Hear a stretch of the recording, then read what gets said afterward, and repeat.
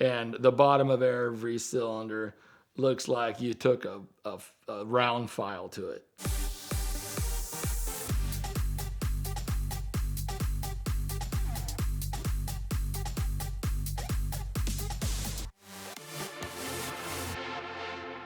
Let's talk about Porsches, and let's talk about the elephant in the room that I think is somewhat being underplayed by the Porsche community, because their cars can't have terminal faults.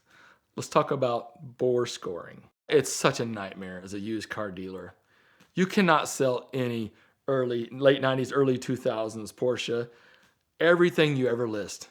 First question, is the IMS bearing done?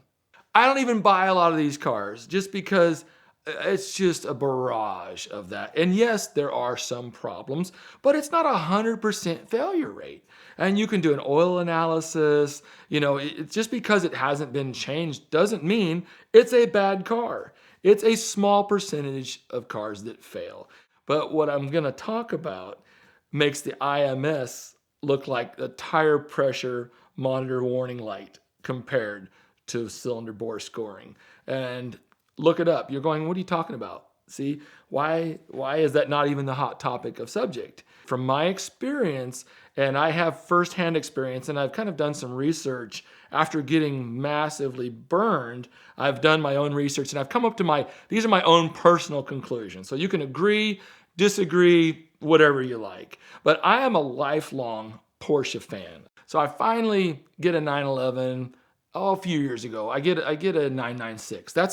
I'm all about bang for the buck. And I'd had 944s and some other Porsches and stuff. And I love 944s. Actually, I've got 3 944s right now. I got a turbo and 2 cabs. But I wanted that 911, and the only one that I could afford was a 996. Seemed like a pretty solid car. And by this time, the air-cooled prices, it's just, I love the car, but at the price and what you're getting for the car, the experience, it just didn't weigh up evenly for me. So I'm looking at alternatives. I'm like, well, I guess I missed the 911 air-cooled boat. I wanted an 80s 911. I want that G-body car, that 74 to 89 car, something in that range. I looked at some, tried to buy some. So then fast forward here. So I'm like, well, I give up on the air-cooleds. The 996 is a good car. The fried egg headlights, I could kind of overlook it, but and I don't really fault the car for that, but I like the vintage. I like older looks. Well, then when the 997 came out, right, it kind of updated the interior, actually retroed the styling a little bit. It was a much nicer car. So I set out to okay, I've missed the air cooled. So now what's my target? This is my dream car. So I found an 06 997 cab C4S manual transmission car with 50,000 miles on it. And we talk about going to auctions and trying to find cars. And this was a wholesale because I'm not a retail buyer. I buy this car from another dealer and I have it shipped in, and I got all the descriptions, all the pictures, everything. I go and drive to St. Louis, Missouri to pick this car up from Manheim. It was sold from another dealer through Manheim on OVE. Supposedly, everything's disclosed, runs and drives, no problem. St. Louis is a 6-hour drive. Go into the lot, go to the Manheim, go back there to pick up our car, fire up the key, vroom, tick, tick, tick, tick, tick, tick, tick, tick, tick, tick, and I hear this ticking, and it smokes on the startup. And I'm revving it up, and it's just kind of going, and it's making this, and it sounds kind of like valve train noise. And I'm like, what is going on here? And I'm hung. It's an as-is car, and it's a gamble I take. I paid $25,000 for this car, something like that, right? And actually, this was a personal car I was planning on keep. So I literally have to leave the car there, drive home 6 hours, next day get my trailer, drive 6 hours back to St. Louis, pick up the car on the trailer, and this dealer told me this car you can drive it anywhere. Load it up, haul it back to Wichita, and I'm like, now what do I do? And so I start looking at my options. First of all, I see what's wrong with the car. So this is my education. This is where the education starts. So it sounds like a valve tick. So I go over to Johnny over at German Motor Works. He's a BMW expert, but he's just a good general mechanic, and we talk about cars and everything. And so we start, let's figure out what's wrong with this car. And we're listening to it. Sounds like a valve tick, you know. I start doing some research, start looking up on YouTube, like, hey, what are we on? And then I start hearing some chatter about bore scoring. And I'm kind of talking to John, what do you think this is? And he's like, well, I'm not 100% sure. So we go and put it up on the lift. We pull out the plugs. We get the borescope and we start looking.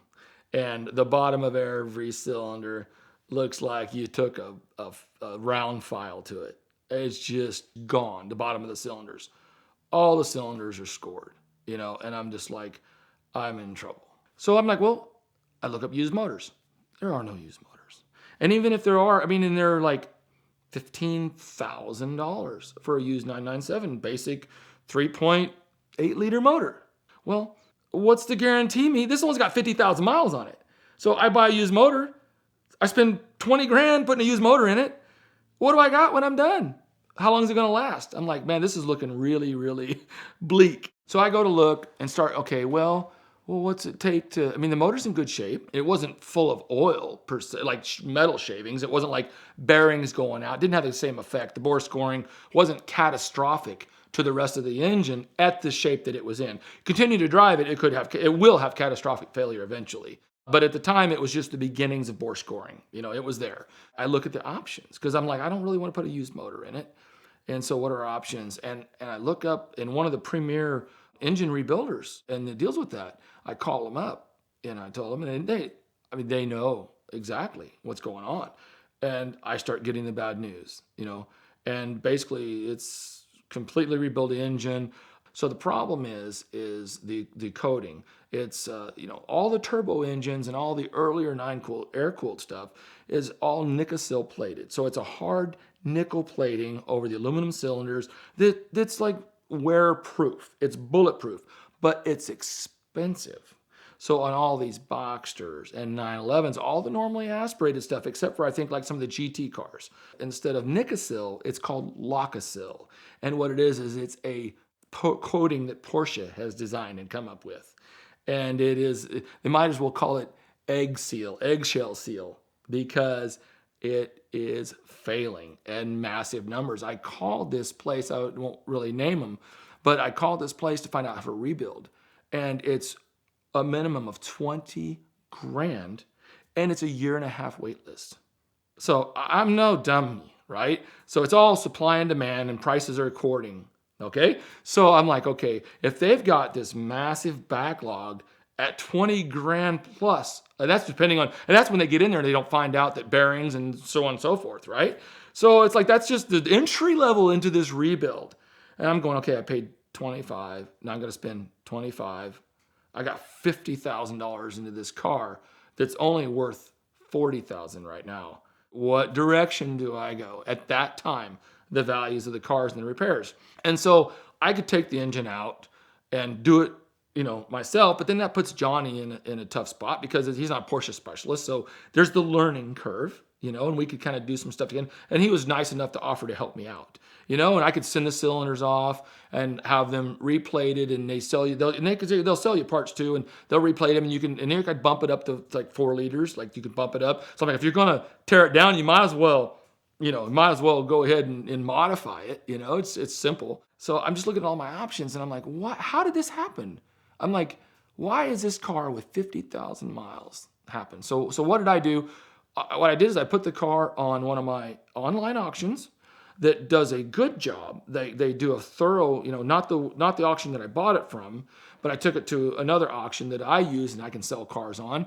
And they start the car, and in the listing, it has an audio file of the engine, right? And then it says ticking noise, right? I'm passing it off, but with full disclosure, essentially. And so I got a $25,000 car, and I get $21,000 out of it. That was a win for me. The first time it ran, there was no bids at 18. So now I'm like a disillusioned, right? What's going on? And so I continue to look at the market, and I'm watching, and I'm seeing cars firsthand, and then I'm watching cars online, and also the cars that I'm watching, like the place that I sold it, they're selling these cars all the time. And I cannot tell you how many of them have a ticking motor. They list it as like a tick. Well, I know what that tick is, right? When I'm looking at bidding on a car, what do? I do a Carfax, okay? And so I start doing the Carfaxes on the cars, and I start noticing a common denominator. All these cars with the scored bores are cold climate cars. Every single one of them. My car came from the Northeast. The cold climate, the cold start is killing these engines. And nobody's talking about it. But this Lock-A-Seal, in my opinion, is a failed issue with Porsche. It's been there for a while and it's showing up, but everybody talks about the IMS bearing. But the beginning of the storm of failing 911s, this is just the beginning, because these cars, as they're being driven more and these values are going up, there are absolutely serious issues. The bore scoring is a factor. And if you're looking to buy a 997, find out where that car come from, because I have never seen one from a southern climate that's ever made noise. So I don't know why or how exactly. It's just the thickness of the oil is not letting lubrication or whatever, but that cold weather climate is killing 997s, and Lock-A-Seal is a failure. I think this is going to blow up in the next 5 or 10 years. And so many cars over so many year ranges, Boxsters, 911s, they all use this process and they're dropping like flies. So buyer beware of a Lock-A-Seal Porsche engine. We're here with a very special LaFerrari, and we've got a very special deal for you, our VINwiki audience today, from Glossit. Now, last year, too many of you responded and you broke his website and his fulfillment process, so we've had to limit this one to just 5,000 units. But if you respond now, you're going to get their $150 graphene ceramic coating along with a $50 gloss enhancer detail spray to make the application easier than ever, along with an applicator, all for just $69.99. So check them out now at the link in the description below, and for just $69.99, get the best package of products we've ever been able to offer from Glossit.